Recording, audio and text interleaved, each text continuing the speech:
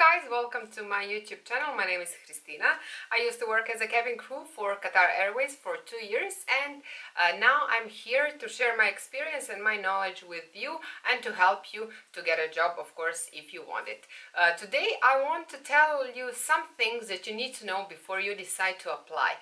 In previous video I was talking about the way you can apply for the job, how to find it online, and what you need to do, how to prepare for that step. Now, before you do that, I would really like you to think about some things. I will tell you 5 things that you really need to think about, and then to decide if you are for this job or not. It's very nice to be cabin crew, but in the other hand, it's not for everyone. I want you to make sure that you're able to face all challenges that that job brings. First thing that you need to ask yourself is, are you ready to move from your house, city, a country, and to go somewhere where you don't know anyone, for example? I guess that most of you don't have anyone in that company that you would like to work for, and to live there far from your family, from your friends. Are you aware of that, and are you ready to make that step? Second thing that you need to know is that you will be working in a multinational environment. You will meet a lot of new people, and you will meet their culture. You will meet something about their religion, about their families, about their habits, and you really need to accept that. I guess that it will be weird for you at first time, but after some time you will get used to it. You are weirdo for them as well, so don't take it personally. Just try to understand and help them to understand you, your habits, your religion, your cultural background, etc., etc. Third thing that you need to ask yourself, in case that you answered yes on previous 2, is how good is your health? How good is your fitness? Because this job is very demanding, I need to tell you that. I know that you heard a lot of nice stories about nice layovers, so many cities around the world, nice shoppings, dinners, something like that. But trust me, there are so many difficult parts of this job that you will be facing every day. One of them is working on your legs for 10 or more hours. Are you able to do that?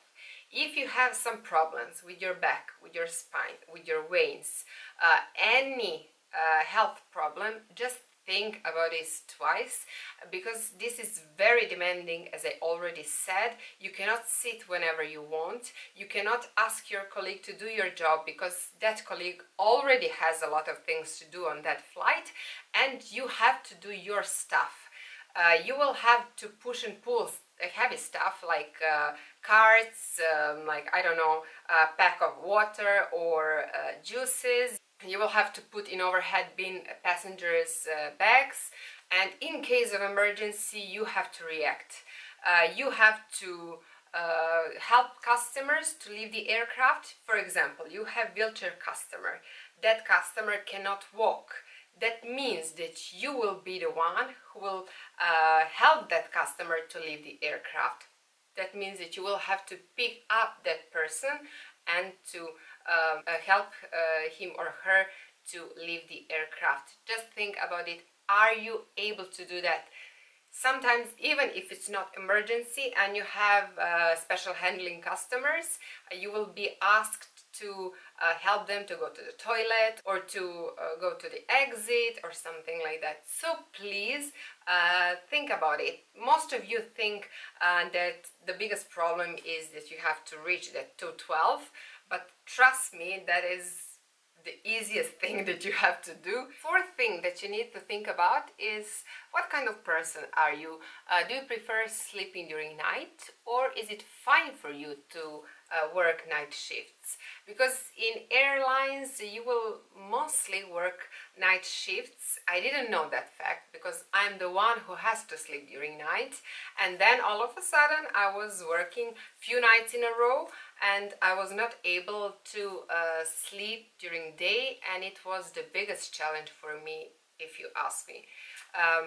You really need need to make sure that you will be able to sleep, for example, from 4 or 5 in the afternoon till 10 or 11 p.m. and then that you have to wake up, that your aircraft will take off at 2 a.m. and then you will land at who knows what time because of the different time zones, right? And then if you will be able to sleep then or not. Your body clock will be messed up completely, so just think about that.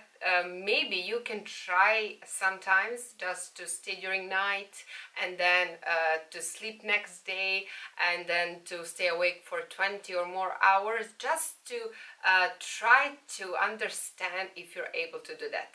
Some people say that you'll get used to it. For 2 years I didn't get used to it, so for me night sleep is the most important thing, but you will lose it with this job. So if you're not able to stay awake during night, then that might be a problem, because you have to be awake. Doesn't matter how much you slept, you really need to be awake, because your passengers, your crew, they need you. You cannot fall asleep on duty, right? And the last one, but not least, is training. Some of you are not aware how difficult training is. For me, it wasn't that difficult. For me, it was challenging for first 2 weeks, because everything is in English, and then you are listening different accents. Some of them you don't understand because it's completely different than yours.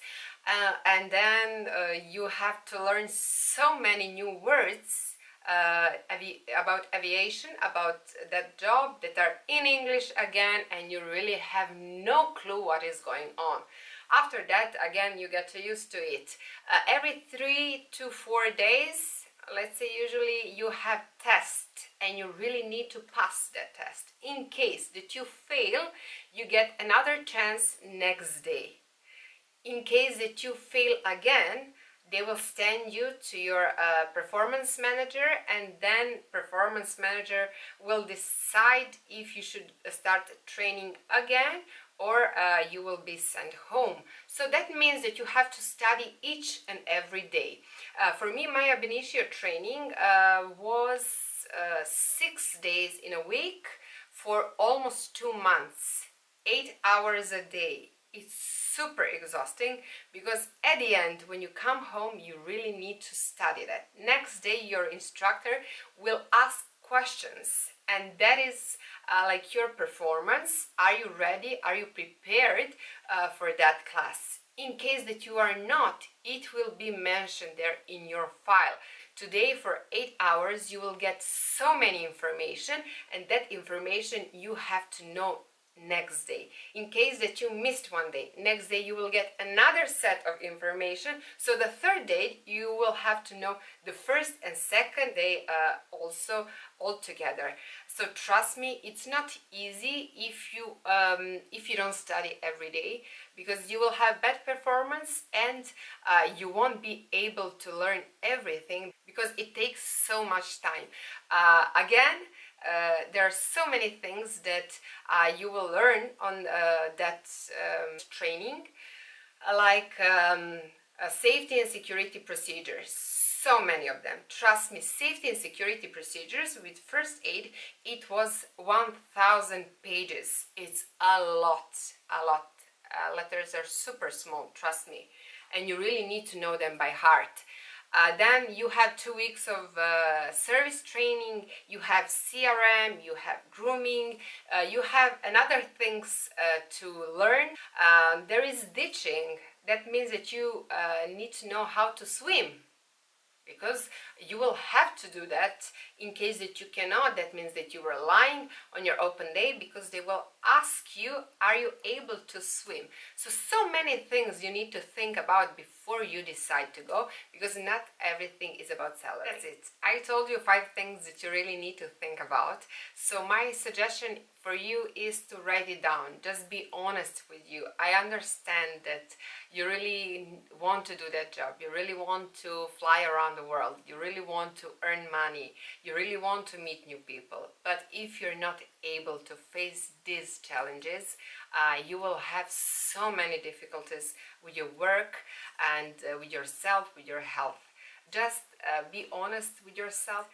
Anyway, I'm here to support you, to answer all your questions. If you have any doubts, let's make them clear. Write them down in comments or text me on Instagram. Whenever I see it, I will answer it for you. If you find this video useful, please share it with your friends who want to become a cabin crew.